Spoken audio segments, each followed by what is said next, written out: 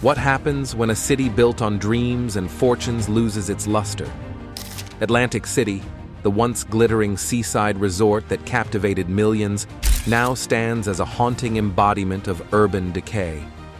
The bright lights that once illuminated the iconic boardwalk have dimmed, casting a shadow over a city that was once the epitome of glamour and excitement. How did this former playground of the rich and famous fall so far from grace? Located along the Jersey Shore, Atlantic City's rise to prominence can be traced back to the mid-19th century, when developers recognized the potential of this coastal location as a prime spot for a seaside resort town. The city's transformation from a sleepy coastal town to a vibrant and thriving vacation destination was fueled by a combination of strategic transportation developments. The construction of the Camden and Atlantic Railroad in 1854 was a pivotal moment in Atlantic City's history. This direct rail link to Philadelphia, then the sixth largest city in the United States, opened the floodgates for a surge of visitors eager to escape the urban heat and embrace the cool ocean breeze. As the years progressed, nearly 500,000 passengers a year were flocking to Atlantic City by rail, attracted by the promise of sun, sand, and relaxation. With the influx of visitors, the city's landscape underwent a dramatic transformation. Ambitious developers and entrepreneurs seized the opportunity, investing in grand hotels and boardwalk attractions that would cater to the desires of the tourist trade. The iconic Marlborough Blenheim Hotel that blended Spanish and Moorish design elements exemplified the city's opulence and grandeur. Nearby, the Traymore Hotel, a 16-story tan brick and gold-capped tower, its ocean-facing wings offering guests unparalleled views of the Atlantic coastline. As the city's popularity soared, a wave of lavish hotels and entertainment venues swept across the landscape. The Brighton, Chelsea, Shelburne, Ambassador, Ritz-Carlton, Mayflower, and the iconic Breakers all contributed to Atlantic City's growing reputation as a premier vacation destination. The Quaker-owned Chalfonte House and Haddon House, flanking North Carolina Avenue at the beach end, became local institutions, with the latter eventually growing into the city's largest hotel, boasting nearly 1,000 rooms. Beyond its grand hotels, Atlantic City's boardwalk became the beating heart of the city's entertainment scene. Stretching for miles along the coastline, the boardwalk bustled with amusement parks, restaurants, and performance venues, offering visitors an array of diversions. The 1883 invention of saltwater taffy by David Bradley added a sweet touch to the city, with the confection's unique name and delightful flavor becoming synonymous with the city itself. As Atlantic City basked in the glory of its golden age, the city's reputation as the world's playground was solidified by the advent of Prohibition in 1919. While the nationwide ban on alcohol was intended to curb the sale and consumption of liquor, Atlantic City embraced the era with open arms. Underground gambling dens flourished, attracting notorious figures like Al Capone and Enoch Nucky Johnson, the city's infamous political boss. Johnson's influence extended far beyond the city's underworld, as he played a pivotal role in shaping Atlantic City's development. His income, which reached as much as $500,000 annually, came from kickbacks on illegal liquor, gambling, and prostitution operations, as well as construction projects.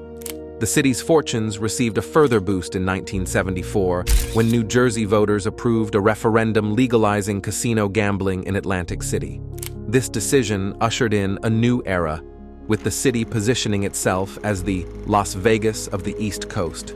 The first legal casino, Resorts International, opened its doors in 1978, igniting a flurry of casino construction along the iconic boardwalk.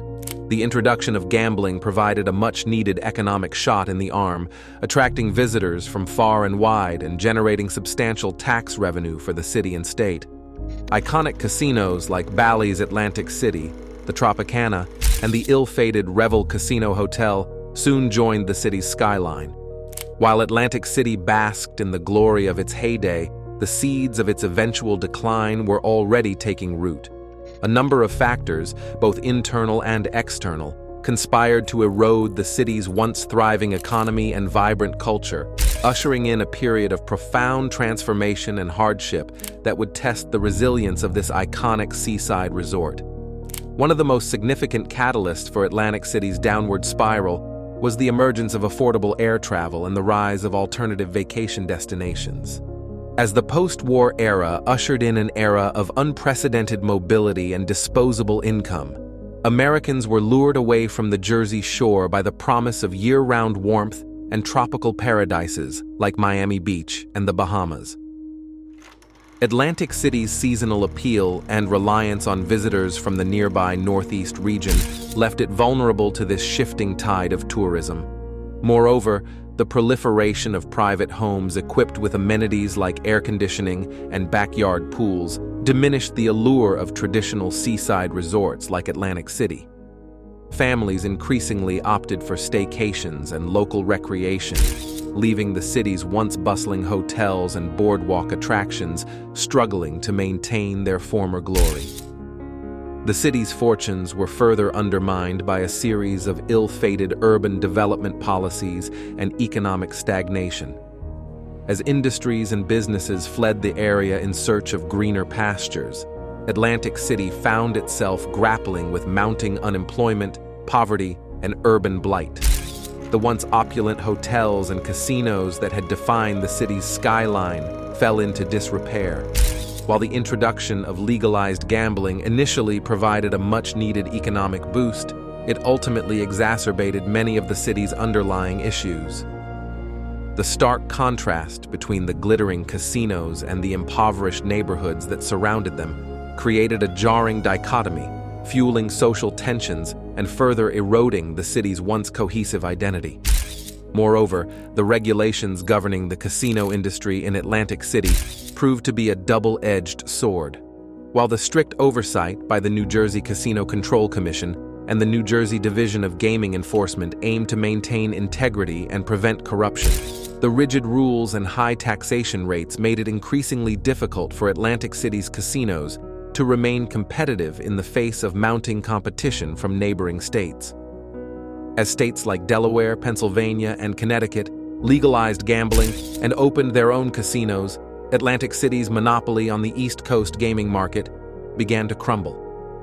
The emergence of these nearby competitors, combined with the city's stringent regulations and taxation policies, created an environment that stifled innovation and made it challenging for Atlantic City's casinos to adapt to changing market conditions. The impacts of this newfound competition were swift and severe. The grand hotels and casinos that had once defined Atlantic City's skyline fell victim to the march of time and changing economic tides. One by one, these iconic structures succumbed to the wrecking ball. Even the iconic Marlborough Blenheim Hotel, with its striking Spanish and Moorish architecture, could not escape these harsh conditions, giving way to the sprawling Bally's Atlantic City complex. The Traymore Hotel met a similar fate, its majestic form reduced to dust and debris. As the casinos began to shutter their doors, the economic ripple effect was swift and severe. The Trump Taj Mahal, once a crown jewel in the Trump Entertainment Resorts empire, closed in October 2016 after failing to reach an agreement with union workers. The Revel Casino Hotel, a $2.4 billion casino that had promised to redefine the Atlantic City gaming experience, filed for bankruptcy a mere 10 months after its much-anticipated opening in 2013, ultimately closing its doors in 2014 after a tumultuous and ill-fated run. The once thriving boardwalk, which had once bustled with the laughter and revelry of visitors from far and wide, now stood as a somber reminder of the city's former glory. Faded storefronts and empty stretches of pavement echoed the silence of a bygone era, a stark contrast to the vibrant energy that had once coursed through its veins. The human toll of Atlantic City's decline has been equally profound. As businesses closed and jobs disappeared, many residents found themselves grappling with crippling unemployment and financial insecurity. Poverty rates soared, with neighborhoods once bustling with life, now marred by boarded-up buildings and abandoned homes. The city's population has dwindled, as those with the means to do so have fled in search of greener pastures. According to census data, Atlantic City's population declined from its peak of 66,000 to 38,000 in 2020, a decrease of over 28,000 residents. Despite these daunting challenges, there have been sporadic efforts to revitalize Atlantic City and restore its former luster. Developers have proposed ambitious plans for new casinos and entertainment complexes, while city officials have implemented initiatives aimed at attracting new businesses and investment. The Hard Rock Hotel and Casino Atlantic City and the Ocean Casino Resort, both opening in 2018, represented a glimmer of hope for the city's gaming industry. However, these efforts have been met with mixed success, often hampered by the lingering effects of the COVID-19 pandemic, ongoing economic uncertainty, and the deeply rooted challenges that have plagued the city for decades. Some residents remain skeptical, having witnessed countless false dawns and unfulfilled promises over the years, their optimism tempered by the harsh realities of Atlantic City's decline. In a desperate attempt to stem the tide of decline, the state of New Jersey implemented a series of controversial measures.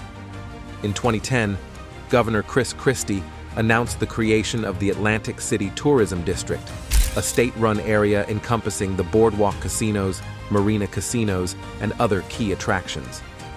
The Christie administration argued that this measure would revitalize the city by improving public safety, beautifying the area, and attracting new businesses and investments. However, the implementation of the tourism district was met with fierce opposition from local residents and officials, who decried the state's heavy-handed approach and the use of eminent domain to seize properties for development. Critics argued that the tourism district did little to address the root causes of Atlantic City's decline and instead prioritized the interests of casino operators over those of the city's residents. As the years passed, Atlantic City found itself caught in a vicious cycle of decline. The emergence of competing casinos in neighboring states, coupled with the city's stringent regulations and taxation policies, further eroded its gambling revenue, leading to additional casino closures and job losses. The once thriving tourism industry withered, leaving Atlantic City grappling with the harsh realities of economic stagnation and urban decay. Experts and historians alike have analyzed the complex web of factors that precipitated Atlantic City's downfall.